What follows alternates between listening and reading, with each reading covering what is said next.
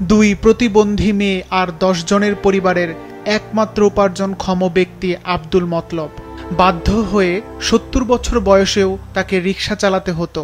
বয়সের ভারে নুয়ে পড়লেও জীবনের প্রয়োজনে থামেননি তিনি।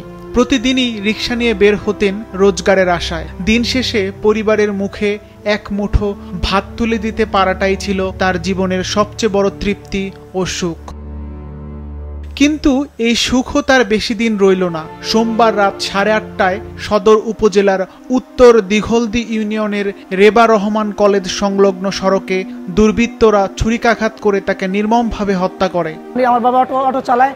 আমাদের সংসার অনেক ভারী, অনেক বৃদ্ধ মানুষ, ওনার 60-65-70 প্লাস বয়স। উনি আমাদের ঘরে 2টা বোন আছে, প্রতিবন্ধী 2টা বোন আছে। একটা বোন হচ্ছে বিধবা, বাচ্চা নিয়ে প্রায় আমরা 10-12 জন। ওনারা আমি অনেকবার না বলছি, বাবা আমি না চালাইলে সংসার চালাইব কে? আমাদের ইনকাম করার মতন কেউ নাই, আমাদের কোনো জায়গা জমিন অর্থ সম্পদ কিচ্ছু নাই, শুধু ঘর বিডাটা আছে। আর আমাদের কোনো ওরকম আশেপাশে কোনো মানুষের সাথে কোনো শত্রুতা নাই। পেশেন্ট দলে যে আমাদের বাড়ির প্রথম পাশে, আমার বাড়ির প্রথম পাশে ওনারা কোবাইছে। কে কোবাইছে, কে আছে? ফরাজি বাড়ির আব্দুল মুত্তালিবকে জখমি করা অবস্থায় তাকে আমি এক বাসার ভিতরে দেখতে পাই। ওই বাসার লোক আমাকে ডাইকা নিছে।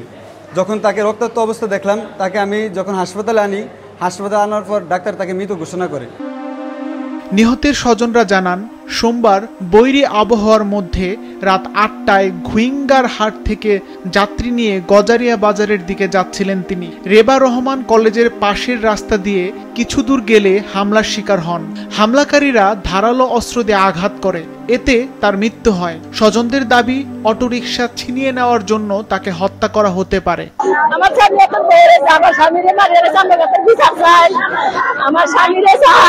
আমার ফোন করছে যে তোমার বাবা অ্যাক্সিডেন্ট করছে। তো আমি কিছু তাড়াতাড়ি একটা অটো নিয়ে আমিও বাজার থেকে আইছি। অটো নিয়ে 2 জন আমার বাতি যায়। এর আগে ওখানে চিক করে দিচ্ছে আমার বাবায়। চিক করে দিচ্ছে মতন ওই পাশে একটা ঘর আছে, ঘরে নিয়ে আমার বাবারে রাখছে, রাইকা বানটান দিচ্ছে মতন। ওরা 2 জনে আমার বাতি যারা 2 জনের একটা অটো করে রয়েছে। আমি কলেজের মাথায় ছিলাম, সেখানে নিয়ে আমি অটোতে করে আমার বাবার হসপিটালে আনছি। এখন আনছি মধ্যে ডাক্তার বলে যে মারা গেছে। ঘটনার পরপরই রহস্য উদ্ঘাটনে মাঠে নেমেছে পুলিশ। আমরা ঘটনা শুনে এখন ঘটনাস্থলে আসছি, ঘটনাস্থল পরিদর্শন করতেছি এবং আমাদের একাধিক টিম এই ঘটনার তথ্য উদ্ঘাটনের কাজ করতেছে। তো এখন তদন্তের প্রাথমিক পর্যায়ে, আমরা তদন্ত সাপেক্ষে পরবর্তীতে আপনাদেরকে বিস্তারিত জানাবো। দ্রুত এই ঘটনার রহস্য উদ্ঘাটন করে জড়িতদের বিচারের আওতায় আনা হবে, এমনটাই প্রত্যাশা স্থানীয় ও স্বজনদের। সিফাত রহমান, মাছরাঙা নিউজ ডেস্ক।